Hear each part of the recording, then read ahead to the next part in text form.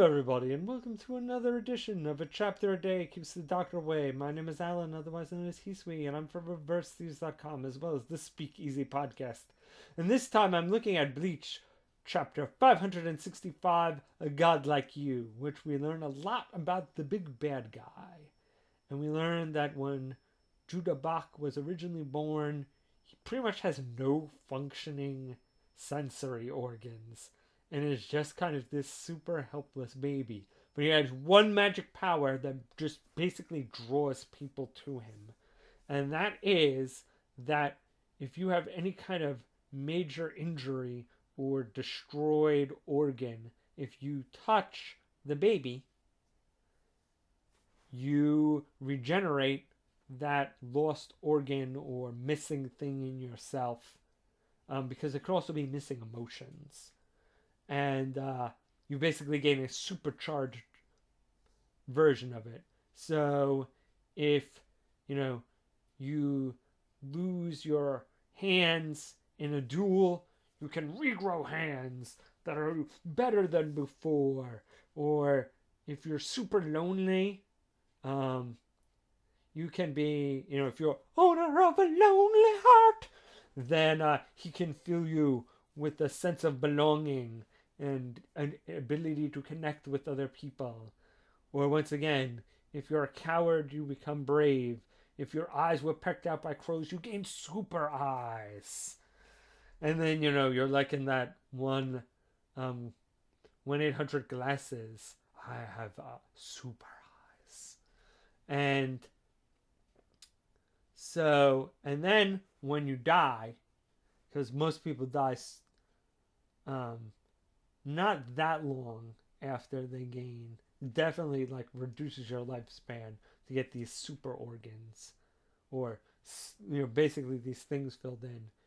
Those things flow back into Judah after you die. So Mr. Bach, after so many people have touched him as a child, he became super powerful because he got all these people's abilities and memories and skills, and whatever he had powered up on them became powered up on him. So once again, if he gave you super hands when you died, he would get those super hands and any kind of skills or memories associated with those super hands. So if you became like a super kung fu fighter in that time, he would then have your super kung fu fighting as well.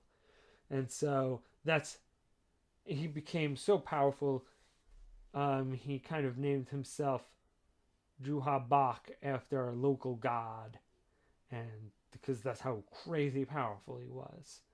And then we kind of, after that little explanation, switch to his second in command, his right-hand man, telling this all to Rashida, pretty much telling you everything that came before again, but now with a twist.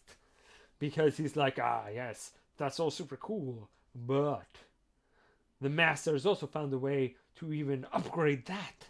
Because he doesn't even have to give up his organs anymore. He can just write his initial in you, and then you gain superpowers, and then when you die, they come back. And everyone here, even you, the successor, have, a bit of the master in you. Yes, when you drunk that blood, you basically have become powered up, but so have you, pledged yourself to the master. And every one of these battles, anytime anybody dies on either side, you're powering up the master. Wah ha ha ha. I'm a crazy right-hand man. And I realized three things. One, so Renji finally wins a fight in Bleach. The one time he succeeds. And what happens? He powers up to the big bad guy. So even when Renji wins, he's actually losing because he actually, in the end, helped out the bad guy. The second thing I realized, when that right-hand guy pins Ishida to the wall at like the height of his crazy guy speech, he's like, yes, the master is even in you. And I'm like, man, I don't think that is the first time, and I don't think that is the last time that that phrase is going to be said to Ishida in a dojin. And man, if nothing else, that one panel alone seems like, and that one line alone just seems like the panel that launched the 1,000 yaoi doujinshis. Not that, like, I'm sure they weren't being written already, but I feel like that one was just like super fuel. And the third thing is actually Ichigo coming back and kicking a lot of ass, which is probably what's gonna actually happen, is actually like the least effective strategy, because every time he kills one of these German themed Quincy's, he's actually powering up the big bad guy.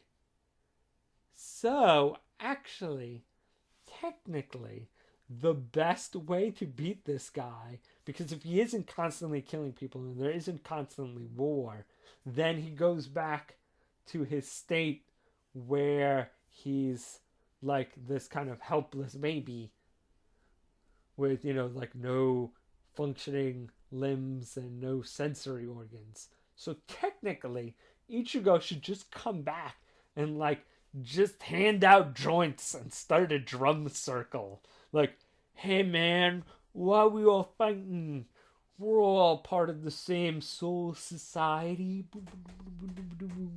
And like, just like, hey man, peace and love.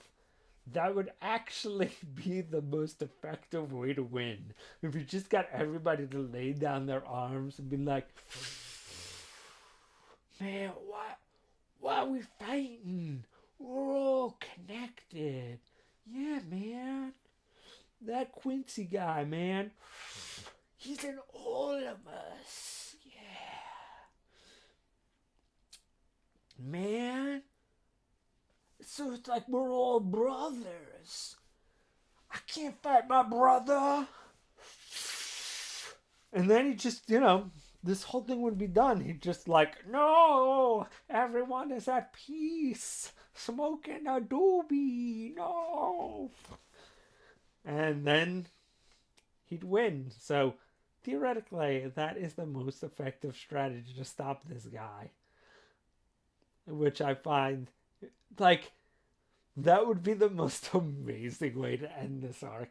It would kind of be like the most anti-Bleach, like, subversion of the genre ever. It would be hilariously great. I mean, in the end, it is also kind of a weird subversion by the fact that their fighting is actually being totally counterintuitive to what they want. So, I think that's just worth bringing up for how hysterical it is. So, so the morning of a new fight. So, obviously, more people are going to be fighting and killing each other. And, we probably won't get my, 420 ending of this arc. But it would be amusing. And it would probably be insanely popular. But, oh well. See you guys next chapter.